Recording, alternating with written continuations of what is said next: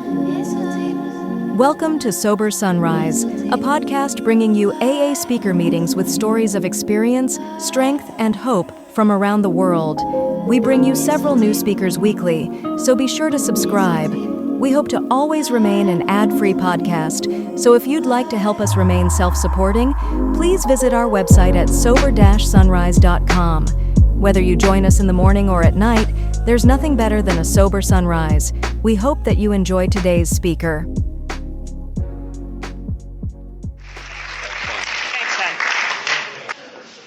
Good evening. My name is Eileen and I'm an alcoholic. I want to thank Denny for asking me to come over here and share today. I've just recently moved around the corner, which means I can never come here because it's too close. Anyway, I'm very happy to be here. I'm very grateful to be here. In a little less than 2 months, I'm going to celebrate 40 years of sobriety. And what's astonishing to me about that is that when I got sober, AA was only 40 years old. AA is going to be 80 years old this year. And I didn't know anyone who had 40 years, not even close. I mean, all the people that I thought of as newcomers, as old-timers, were people who had like maximum 20, 25 years. And they were really old people, and... But now, AA is filled with people of, relatively young age who have been here for a really long time, who have been able to spend, the vast majority of their lives in Alcoholics Anonymous. I first came to AA in the summer of 1974 when I was 23 years old. And I did not get sober in 1974. I came around for about 5 months, and I didn't get sober. And thank God, the only requirement for membership is a desire to stop drinking. I think I had the desire. I just wasn't quite there yet, Because I came in at a time when there were not a lot of young people in AA. And there were not a lot of attractive young people in AA, like we see now. And I was one of the more unattractive of the unattractive young people. Much of it had to do with how I looked. I weighed about 230 pounds. I had a $5.99 granny dress from Zodi's and a pair of flip-flops and a rather ruddy complexion that comes from drinking too much wine and a bad haircut that I believe I had performed on myself, spotty hygiene, and a really bad attitude. And I think that's perfection for a newcomer, personally, because I really had no life. And I didn't know for sure when I came here initially if I was an alcoholic. I only drank and used for 12 years. But for me, I've come to find out that it was really enough. I came in at a time when, to have a good resume in Alcoholics Anonymous, you had to go to a lot of penitentiaries and nut houses. And, they like to play the game, can you bottom this? That's a game they like to play in AA. It's the one, where, if you've gone to 47 nut houses and 22 jails, you have a lot of prestige. And you try that material at the high school reunion and they back off. But here it entitles you to something. I'm not sure what. But anyway, I came here and I didn't think much had happened to me because I was so out of touch with what had happened to me. I started drinking when I was about 12 years old. I learned very quickly that if you were a reasonably attractive young girl and willing to do just about anything for even the promise of a drink, as my friend Kuenga Begay used to describe it, if you learned how to do certain favors with much older guys, you could get what you needed no matter how old you were. And I learned very quickly that I was willing to trade myself for alcohol and drugs. And I grew up during the 60s. And the 60s were a fantastic era for people like me. Because the 60s were the first generation before us that said, get as blasted as you want to. It's the preferable way to live. And I had no reason to not get loaded. I barely graduated from high school. I have a genius IQ. I got into college by 1/100th of a percentage point based on my SAT scores, which I somehow managed to take. I got into college and I majored in getting loaded, rioting, and hanging out. The only problem was, when I got into college, I was pregnant.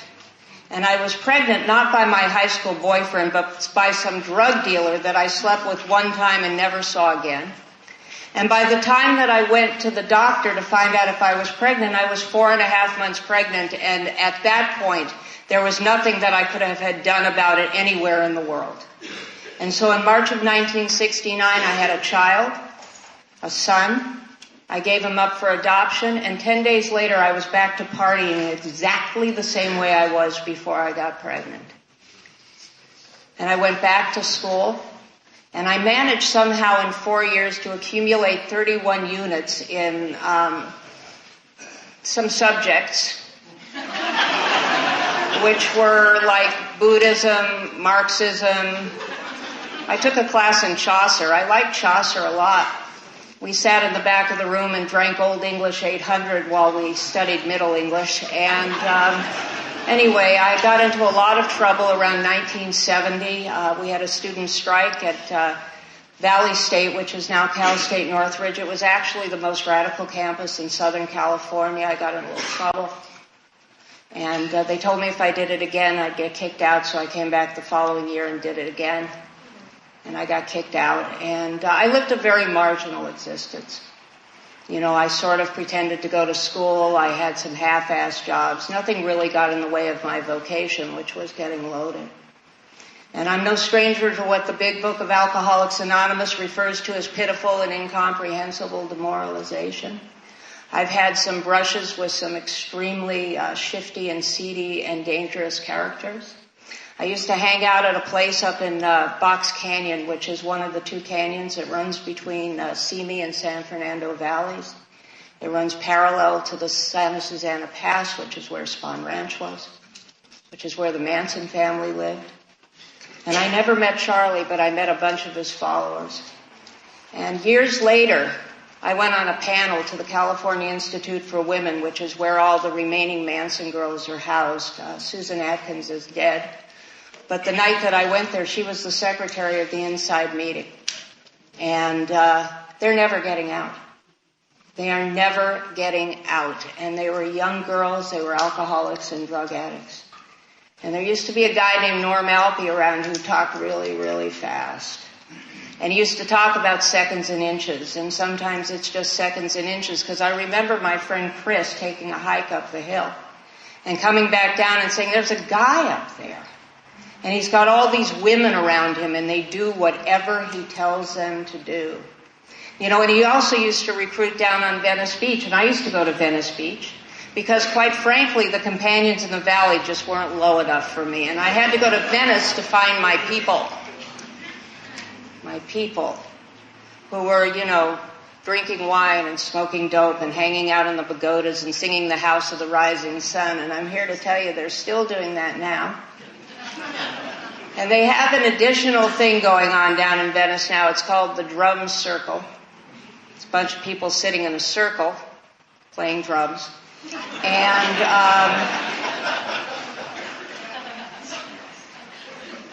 I don't really notice the drummers. I notice things. I sort of notice things in visuals. And there's always a couple of women, 2 or 3 women, who look like they've been transported from the 60s, but not in very good shape. And they're always dancing, you know, at the edge of the drum circle, you know, like we used to dance at the Be-Ins, you know, in Griffith Park. And they're always dancing. And they've had too much sun. They've had way too much to drink. And their hair is a funny color. And they're a little too hefty to be wearing that halter top and that Indian bedspread skirt. And they're dancing, and to most people, I guess they would look like they're having fun, but I look at those women and I just think, they don't know where they're going to sleep tonight.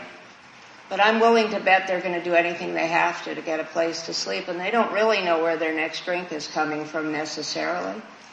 But I'm willing to bet they're going to do whatever they have to get their next drink, because those women are just like I was when I was 14, 15, 16 years old. I went to live on a commune in Washington with a guy I knew hated me in Los Angeles, and I knew it would be different in Washington. I don't know what the fuck I was doing going to a commune. I'm Jewish. We don't camp, and honest to God, if a hotel doesn't have room service, it's camping to me. And, but I thought that's what I was supposed to do. I lasted 2 weeks. And then I ended up living with some drug dealers in Eugene, Oregon that I didn't know were drug dealers because I was stupid. And then I got some nice guy. I talked some nice guy into buying me a plane ticket to come back to L.A. Anyway, I found out about Alcoholics Anonymous. I guess maybe I'd heard of it. I'm not really sure. I don't think I knew anybody in AA because AA was a much more anonymous organization back in 1974. And I was watching television one night. Well, actually, I was passed out in front of the television one night, and I sort of came to at 3 o'clock in the morning. And I don't know if Central Office still does this, but they did it back then. And they put a single card up on the local TV stations in Los Angeles, and it was just a single card. It wasn't a commercial. It would just come up like in the middle of the night when people would come to in front of their TVs. And it said, "Do you have a drinking problem?" And it gave the number of Central Office, and for some unknown reason, I called the number. See, I knew I drank too much, but so what? Everybody I knew drank too much, and what the hell was I going to do about it anyway, if in fact I even wanted to do anything about it? But I called the number. And a man answered the phone, and he said, "Alcoholics Anonymous, may we help you?" And I said, "I think I drink too much." And he said, "Would you like me to have somebody call you?" And I said, "Okay." And he woke some total stranger, some woman, up in the middle of the night, and she called me, and she said, "Can I help you?" And I said, "I think I drink too much." And she said, "Would you like me to take you to a meeting?" And I said, "Oh, no, thank you. I'll get there myself." I came to Alcoholics Anonymous like this: help me, stay as far away from me as possible, but please help me. I was not a cuddly newcomer. I was not a vision for you. I was not the one that everybody raced across the room to talk to. There was just something about me that said, please, just go away. It may have to do with the fact that I used to lean against walls with my arms folded and glared at people, and because I was terrified. I was terrified, and came around for about 5 months in 1974, and I did not get sober. I had periods where I didn't drink, maybe for a day, maybe for 2 days, but I wouldn't call what I did slipping. I just simply didn't get sober. I wasn't ready. And there were very nice people. A couple of them in Hollywood AA. I got sober in Hollywood in a bunch of basements, and there were a couple of guys there, Lee Larson and Irving Nemi, and they were mean, actually, but they were really nice to me, and because they saw right through me, but it wasn't enough. And when the holidays rolled around, I just celebrated my 40th sober holiday season, but that year was the last year that I got loaded. And when the holidays rolled around, I thought to myself, I can't think of anything more depressing than being in AA at the holidays, not sober. And so I left, and I had some vague plan to come back after the first of the year, but my birthday is March 3rd, so it took a little longer than I thought it would. Because my plans rarely ever worked out. I'd tell my mother I'd come to dinner if she was still talking to me, and then I'd run into somebody and they would say, "Would you like to go to Mexico?" And I'd get in the car. And anyway, I had a therapist. I'm not here to knock therapy. I found therapy to be extremely helpful since I've learned how to tell the truth. And, talking to a sponsor is very helpful if you tell them the truth also, by the way. And, but I had a series of therapists before I got sober who were just really, sketchy. And, this guy was the weirdest of all. His name was Sid. And he was blind, and we used to smoke dope and neck during my sessions. So you know that I was getting an enormous amount of help from Sid. And Sid persuaded me to go to this place called the Benneville Pines for New Year's weekend. It's a church camp in the San Bernardino Mountains, but it's not what you think. It's run by the Unitarians, and they're loose. And anyway, I only agreed to go after Sid assured me there'd be liquor there, because I wasn't there in therapy, by the way, to discuss my drinking. I was in therapy to unravel, as my sponsor, Julie C., the great white goddess, she who must be obeyed, calls, I was there to unravel the fascinating mystery of me. And believe me, it was fascinating. But anyway, we go up to this place, and sure enough, they were unloading gallon jugs of some unknown vintage out of the back of the station wagon. Unknown vintage is my drug of choice. And, just the cheapest wine, the kind that my friend Don Norman describes as coming in and hovering over a grape and never quite coming in for a landing, that kind of stuff. Alcoholic wine, Thunderbird, Mad Dog 2020, Ripple. You haven't lived till you've puked Ripple, Pagan Pink through your nose. Anyway, I spent the entire weekend completely inebriated, having a three-way with a couple of sex therapists from Carpinteria, California, whose names were Bert and Sally. I don't know why I remembered their names. I guess I thought I would look them up. Which I never did. Not because I think there's anything wrong with a three-way, but because they're creepy. Anyway, I came back from that adventure, or that misadventure, and didn't get sober for another couple of months. And then on March 3rd of 1975, for no apparent reason, I came back to Alcoholics Anonymous. There actually was a reason, but I didn't know it. I was tired. And also, I had gotten a perception of AA, which I hold to this day. I thought AA is good, it's decent, it's wholesome, it's unhip. People seem to be nice to one another here, which I didn't understand. And it was the first place that I had been in years where I felt like nobody would laugh at me if I said I wanted something other than what I had. And so I came back, and on March 4th of 1975, I went to the old Radford clubhouse when it was still on Radford in North Hollywood. Believe me, I'm not sentimental about the meetings that have died or moved. AA has just grown and thrived. But I used to go to meetings, most of which are no longer here. And anyway, I went to this meeting in Radford, and the man who became my first sponsor, a man named Bob Earl, backed me up against the wall in that meeting. He had met me the year before. And he said to me, "Look, punk," he said, "you have a serious problem with alcohol and drugs, and you better damn well get sober. You're going to die." And then he said, "If you don't get sober, I'm going to break your jaw."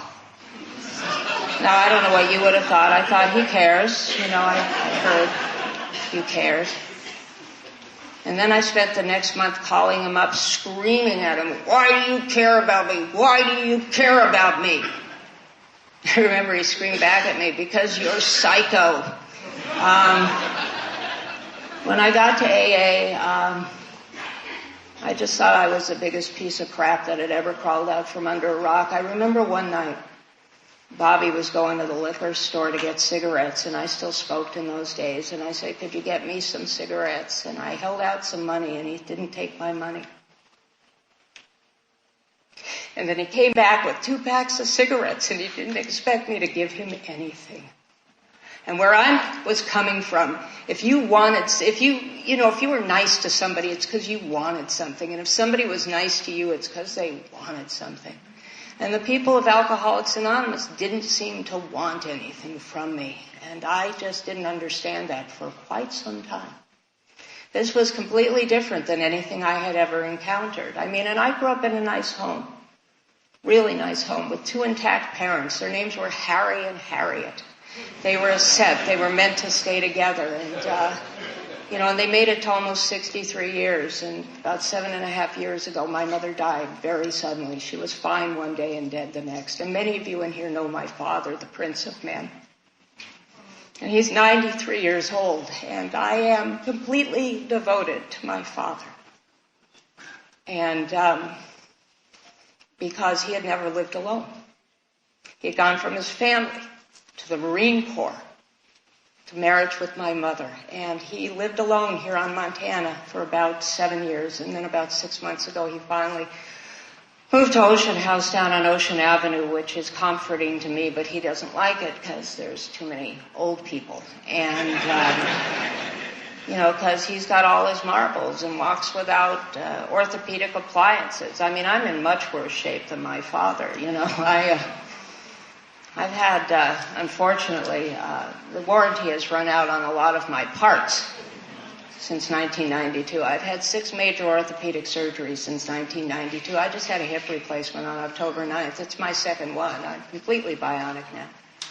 And sometimes I get down about that. I guess I'm going to spend a few minutes talking. I did get sober, obviously. Still sober, almost 40 years. A lot has happened. But I want to talk about how I feel about Alcoholics Anonymous and my place in it for a few minutes. I don't think that when we get sober, we're exempt from life. Life happens. Life happens to all of us. And sometimes I don't like it. There's a big difference between not liking things that go on in my life and not being grateful for Alcoholics Anonymous. There has never been a time that I can honestly tell you in almost 40 years that I have not been grateful for Alcoholics Anonymous. And truly, the longer I'm sober, the more grateful I am, because the longer I'm sober, the more I need this program.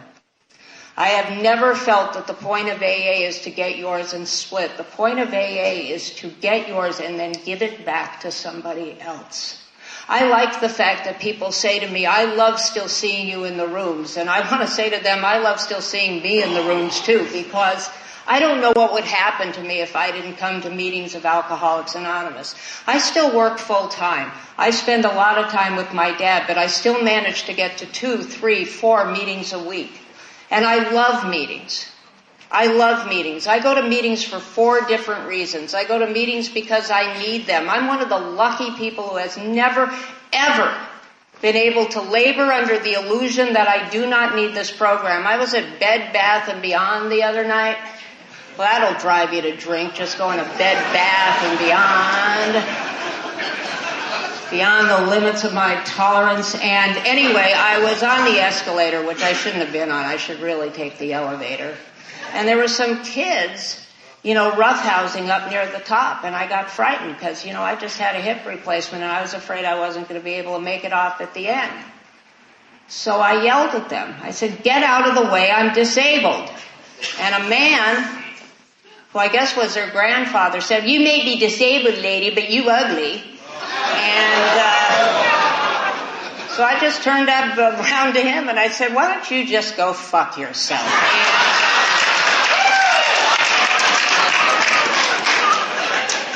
And then the woman who was with him said, he's my dad. I said, I could give a shit. I said, I'm probably as old as he is. I'm not insulting the old person. And I didn't feel good about it, but shit happens. And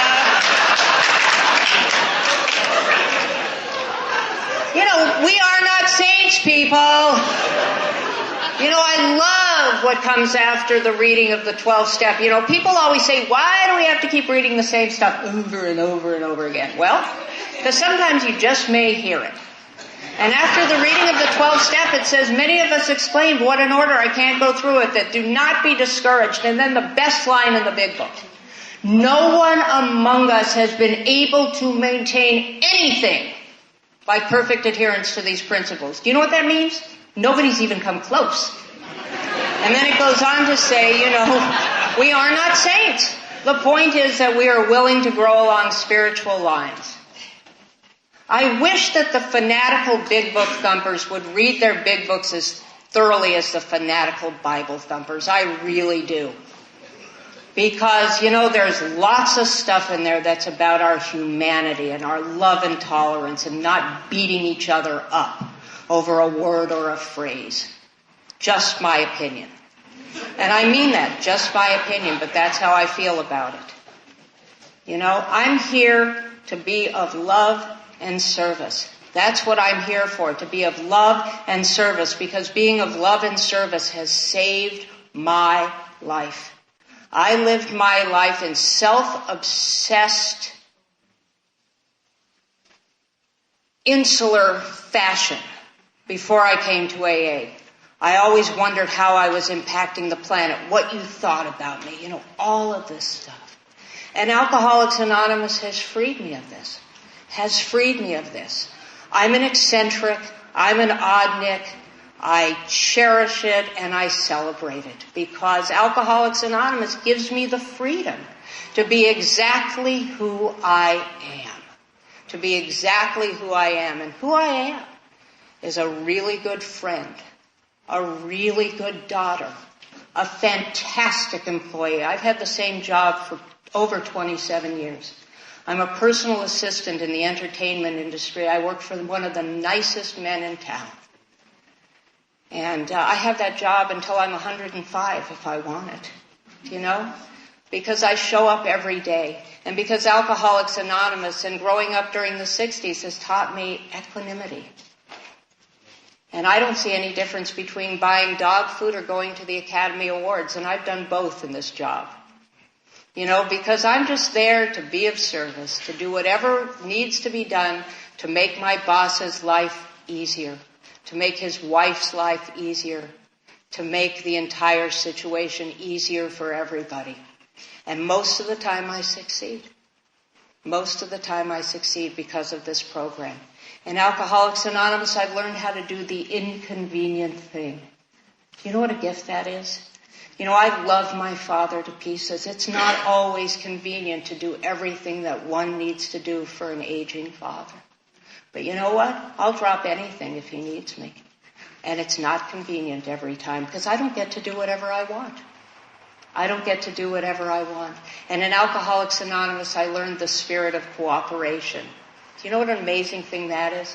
I always wondered what it was that got me to go from the person I was when I walked through the door to somebody who actually, became a viable, useful person here. And I think it's cooperation with the people in the program of Alcoholics Anonymous. I decided to try and fit myself to what, God or a higher power, whatever it is, would have me be and to make me be right size. And just to be here as a person among persons, and a man among men. And, I love Alcoholics Anonymous. During the questions, I hope to tell you more about everything that's happened in my life in the last 40 years, good, bad, indifferent, black, white, who cares? Anyway, thank you very much for having me.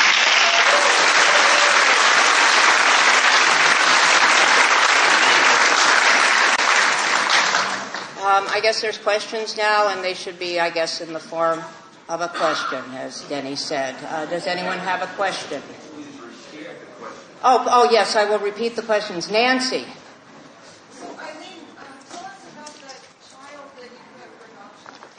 Oh, sure, Nancy. I'd be happy to. The question is, tell us about that child I put up for adoption. Well, if you think that there will come a time when everything in your life will be wrapped up in a nice little neat package and nothing will ever seep out your ears and down your neck anymore, and God will say, leave her alone, she's had enough, forget it.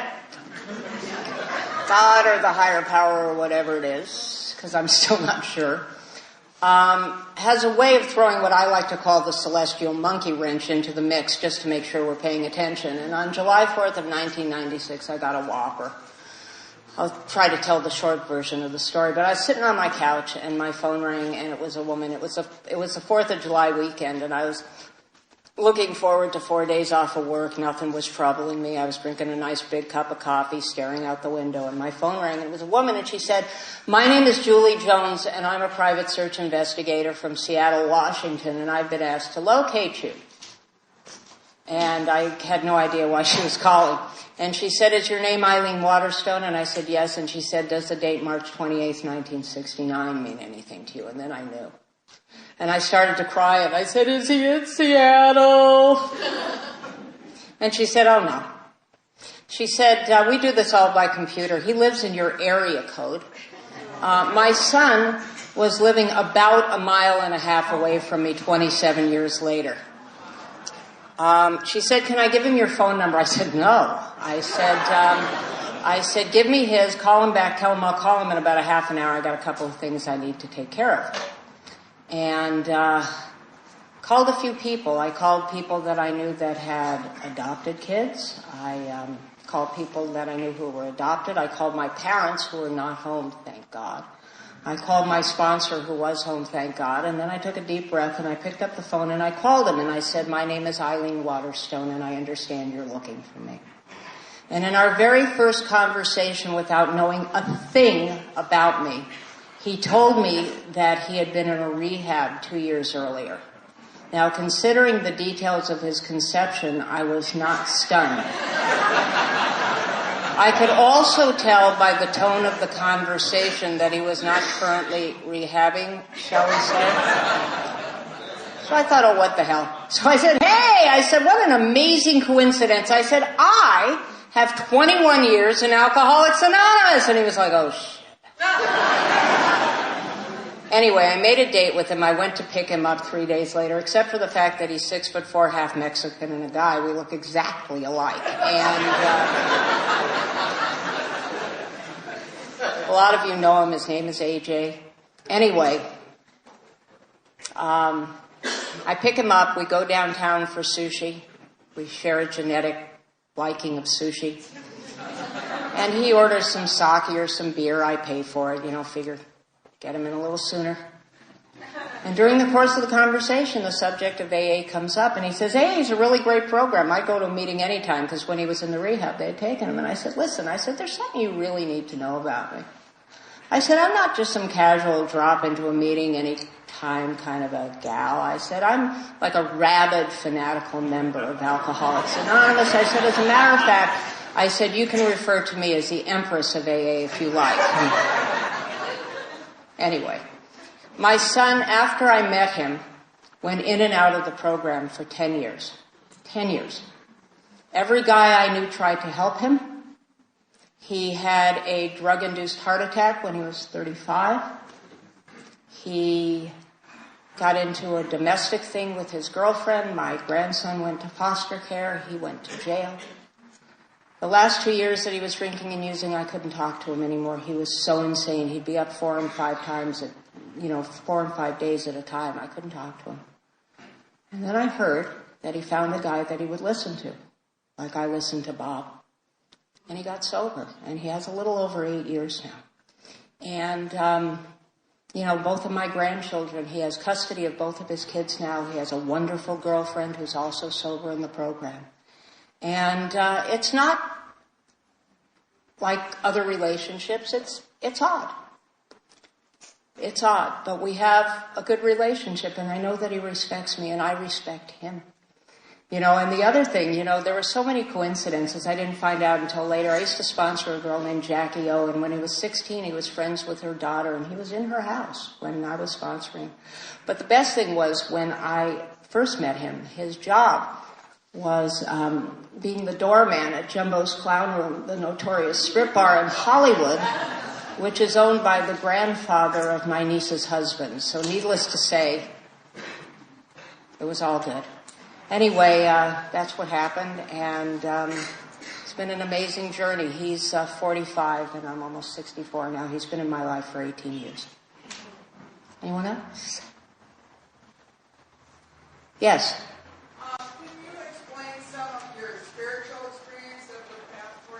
Sure. Can I explain some of my spiritual experience of the past 40 years? I'm not a deist. If anything, I'm probably kind of a Buddhist Jew. The getting down on the knees thing never worked for me. I just could never assimilate that. I believe that there is definitely some sort of power in the universe. I am not the most persistent prayer or meditator. What I believe is this. I believe in experience. We talk about sharing experience, strength, and hope. And when I have an experience, and I've had a lot of experiences, some of which have felt like the worst thing that has ever happened to me in my whole entire life.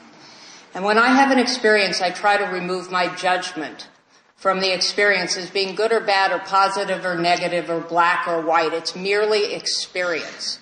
And what I've discovered over the past 40 years is that every time I've needed some sort of change in my life, God or the higher power has moved a person or a situation into my life to propel me to the next place where I'm supposed to be. And you never, ever know when you're in the middle of an experience, or I never, ever know when I'm in the middle of an experience. I'm just going to cite one example. I told you my mother died very suddenly 7.5 years ago. She was literally fine one day and dead the next. And in January of that year, she died in May. In January, I had this very serious foot surgery. I had all the joints in my right heel fused. And I basically had to lay in bed for 6 weeks with my leg on a pile of pillows for 18 hours a day. And I couldn't put any weight on my foot. I couldn't walk. And I'm too clumsy to use crutches. So I stayed at my parents' house for 6 weeks. I was almost 56 years old when I had this surgery. And I stayed in my parents' home for 6 weeks. And I got 6 weeks with my mother that I never would have gotten under any other circumstances. And 4 months later, when she died, I began to bless my wonky, flat flipper of a foot because it gave me the gift of the time with her. Right before I turned 60, I got a tattoo on top of my foot, which I do not recommend. And what it is, it's a memorial to my mother. Because when I get discouraged about my foot, I look down, and it's a Hamza, which is a hand of protection, with a Jewish star in the middle with a heart. And around the top of the foot, it has her name in the year she was born and the year she died. And it just makes me feel better about my wonky, weird foot. And I got that time. So that's the kind of faith that I have in the universe, that all will be provided, that the spiritual experience in the back of the book, really all they're talking about in those 2 pages is a change of attitude. I told you what I was like when I was new. I'm a fairly positive individual. I'm not perky, but I am a fairly positive individual. I am more than willing to see the good in just about every situation. And when I got here, I always waited for the other shoe to drop. And I just don't feel that way anymore. I don't walk in fear. I don't hate myself. So really, basically, I've just had a change of attitude like they talk about in the back of the book, and I'm willing to view life in a completely different way. Does that help? Yes? I've used the program and steps for your surgeries. How have I used the program and the steps for my surgeries? I've definitely used painkillers. I'm not a masochist or an idiot. I have used them as prescribed. I have discovered, much to my amazement, that if you use painkillers for the purpose for which they're intended, you don't actually get high. It's unbelievable. I used to use prophylactic Percodan in case I might have a feeling at some future date. You know what I'm saying? I enjoyed a pill or two, okay? I'm going to admit it openly and freely up here. I enjoyed a pill or two for non-medical purposes. Anyway, yes, I've used pain medication. I've tried to get off of it as quickly as I possibly can. The real miracle is I don't even like it anymore. It makes me feel icky. And I don't like feeling like that anymore. The other thing that I've done is I've tried not to make everybody in my life miserable around me because I've had to have surgery. Okay? I don't take it out on the world. I've actually had a fairly good attitude. And it's been a real process. My first surgery, I didn't even want to ask for any help. I just didn't want to ask for any help. I didn't want to bother anybody. I had a surgery. I had my leg in a cast. I put together this 6-foot-tall bookcase from IKEA by myself because I wasn't going to ask anybody for any help. This last surgery, I asked for help. It was a very stressful time. I was living in Park La Brea in a tower with very faulty elevators, which really caused me an enormous amount of stress. There were 2 days when there were no elevators at all, and I was living on the 8th floor, and I had to climb those stairs with a hip that was completely shot. And a sponsee of mine said, "I'm getting you out of there." And this girl is a real go-getter, and she found me this perfect little cottage over here on Sunset and Gretna Green with no stairs, and a front door and a back door, and it's absolutely perfect for me except for the cricket infestation, which is being taken care of as we speak. But anyway, I asked for help this time. Anybody who wanted to help me, anybody who wanted to take me to the hospital, pick me up from the hospital, bring me food, come visit me, anyone who wanted to be with me, I just let them do it. Because I have finally discovered after almost 40 years what a spiritual gift it is to allow other people to help you. If it helps me to help other people, I have to believe that it helps other people to help me. You see? So I think it's a spiritual gift. So yes, I mean, each one's gotten a little better. Not necessarily in severity. I mean, they have improved the surgery since 13 years ago. But the point of the matter is that each one I've gotten a little better with. And I'm really not afraid. That's the incredible thing. I'm not afraid. I'm a very practical individual. I mean, if my hip is shot, I just want them to give me a new hip. I had a friend named Riley Lunday who died on this program when he was 96 years old. He'd had 3 hip replacements. One of them failed. He didn't have 3 hips. But one of them failed. And Riley's motto was, as long as they keep making spare parts, I'll keep on going. And that's kind of my motto. I don't like it. I wish that there were lots of things I could do. You're all going to spin class and I'm going to infant yoga. You know what I mean? But so what? So what? We work with what we have. And what I have is an awful lot. I'm a very lucky person. A very lucky person. Yes? How did this incident with the guy on the escalator play out? It says in the 10th step, anytime we're upset, it's spirited action, if there's something wrong with us. Was there a 10th step involved in this and all? Well, sure. I went home and prayed, and I felt bad about it. But what was I going to do? He stormed off. I stormed off. By the time I cooled down, he was gone, and so was I. I mean, look, and I also just forgave myself. I was scared. I know what happened. I reacted out of fear. He was a jerk. I was a jerk back. End of story. I mean, by the end of the evening, I was okay with it. What am I going to do? I'm a human being. I couldn't promptly admit I was wrong because I was too mad. And by the time I was ready to admit I was wrong, he was gone. So what am I going to do? Okay, I'll tell you what. I'll tell you what I'm going to do. I'm going to tell you I was wrong. Okay? I'm sorry. I hope that I never tell you to go fuck yourself again.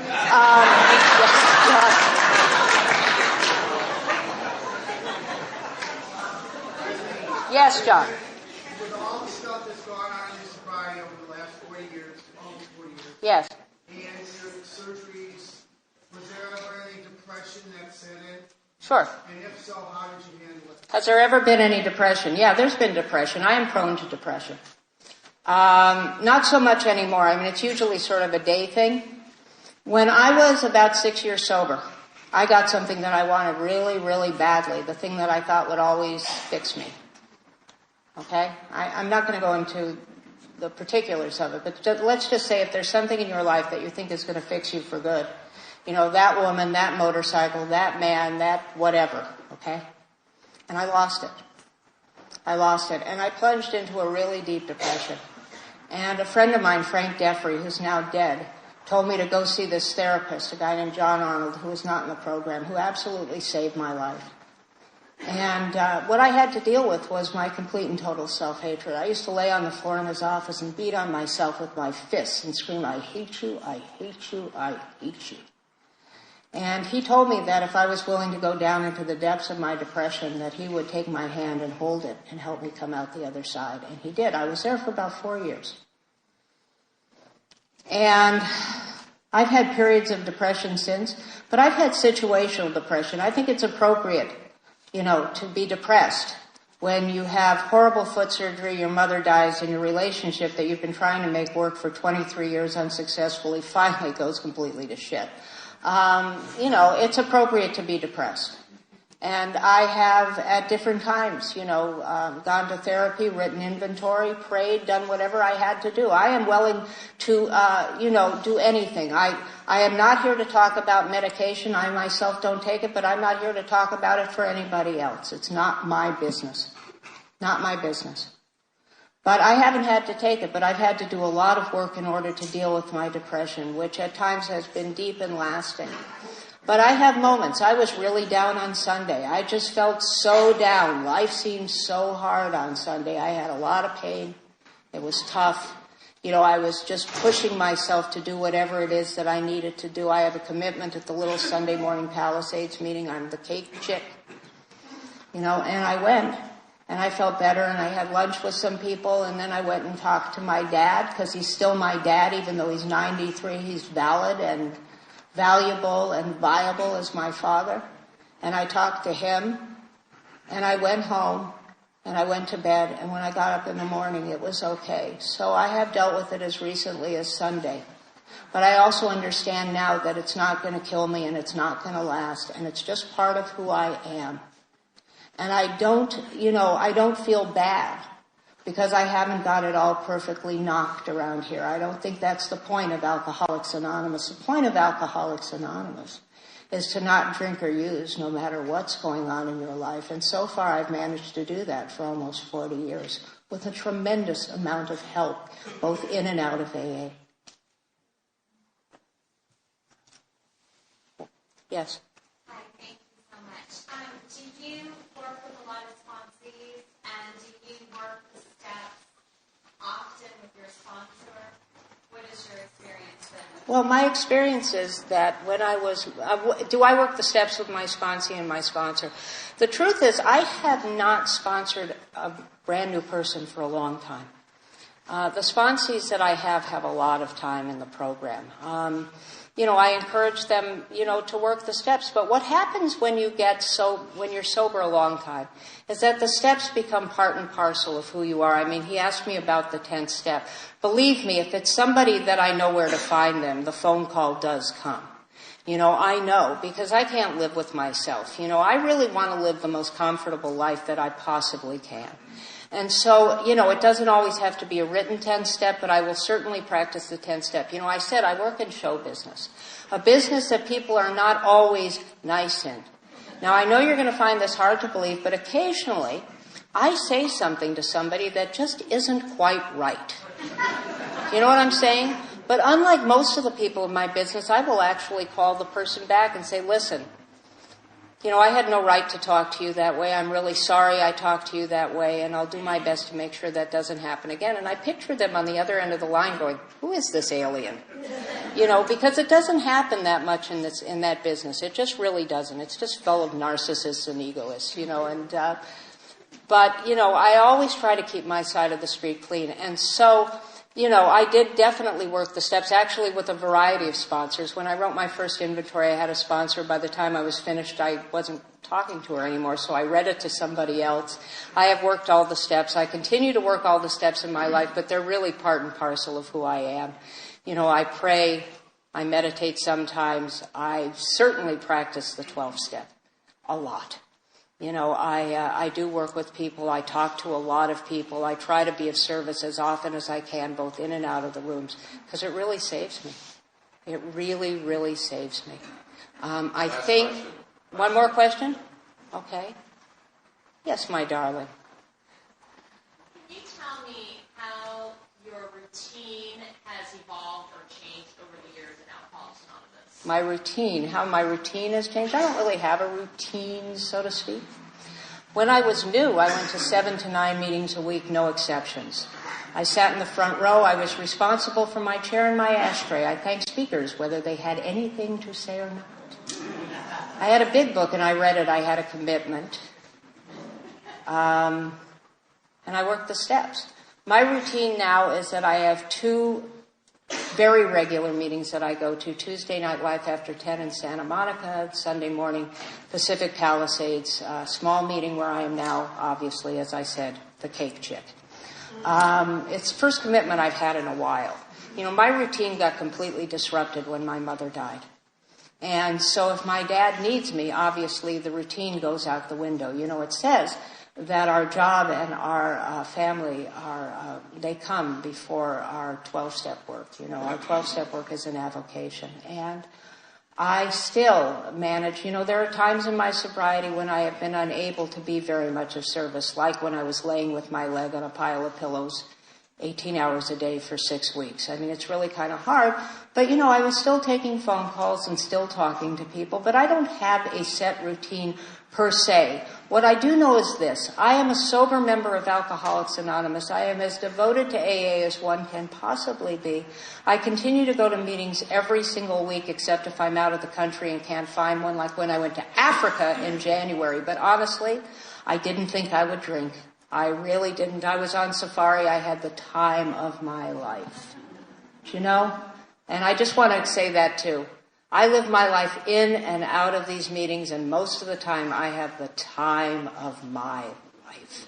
And if you're new, I welcome you to please keep coming back. And if you're old, please stay here because I need you. Thank you.